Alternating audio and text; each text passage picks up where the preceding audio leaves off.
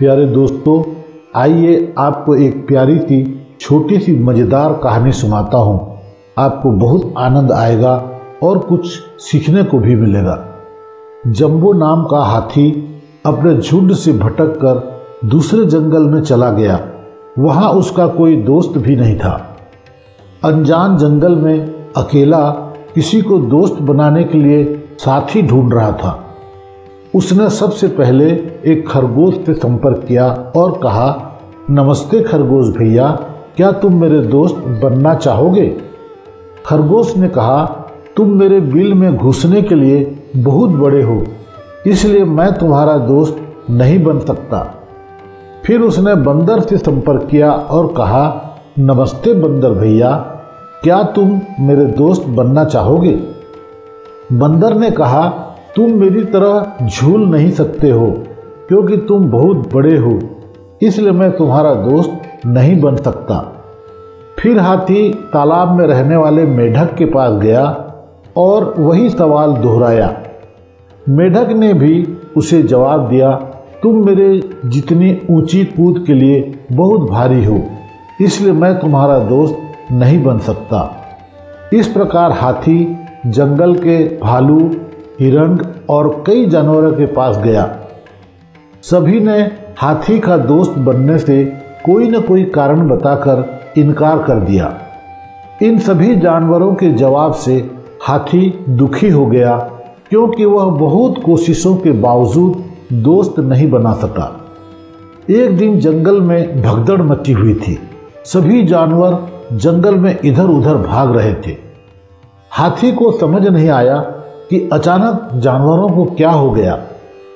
उसने भाग रहे एक बंदर से पूछा कि तुम सभी इधर उधर क्यों भाग रहे हो?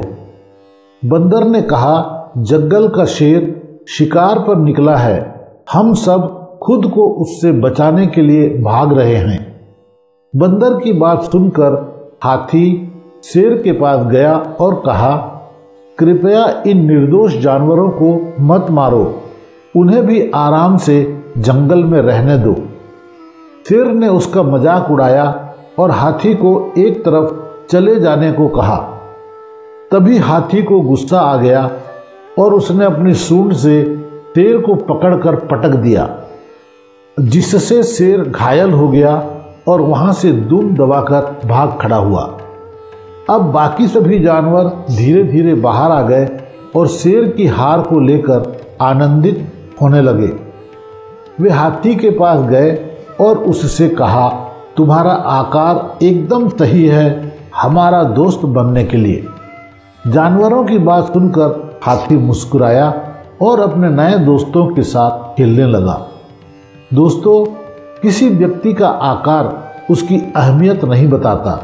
कोई भी व्यक्ति या वस्तु कभी भी हमारे काम आ सकती है, इसलिए किसी का भी अपमान न करें, किसी का भी निरादर करने से बचें। किसी का अपमान न करें, सभी का सम्मान करें, चाहे उनका सामाजिक स्तर कोई भी हो। हमारे शब्दों में शक्ति होती है और हमें इस शक्ति का उपयोग सकारात्मकता फैलाने में करना चाहिए। अगर हम किसी की भावनाओं को ठेस पहुंचाएंगे तो यह उनके साथ साथ हमें भी प्रभावित करेगा। एक सच्चा इंसान वही है जो दूसरों की गरिमा को समझे और उसकी रक्षा करे और एक दूसरे की मदद करने का प्रयास करें। अच्छाई और सहानुभूति से ही हम एक बेहतर समाज का निर्माण कर सकते हैं। प्यारे दोस्तों, उम्मीद करता हूँ आपको ये प्रेरणादायक कहानी पसंद आई होगी। आगे भी इस तरह के प्रेरणादायक कहानी सुनने के लिए मेरे चैनल को सब्सक्राइब कीजिए, बड़ी मेहरबानी होगी। आज के लिए बस इतना ही। फिर मिलते हैं एक नए कहानी के साथ नेक्स्ट वीडियो में। तब तक के लिए आप सदा सुखी रहें, आनंद से रहें, सदा मुस्कुराते रहें, अपना और अपनों का ख्याल रखें, अपने स्वास्थ्य पर विशेष ध्यान दें। ईश्वर आपको सलामत रखे। शुक्रिया दोस्तों, शुक्रिया।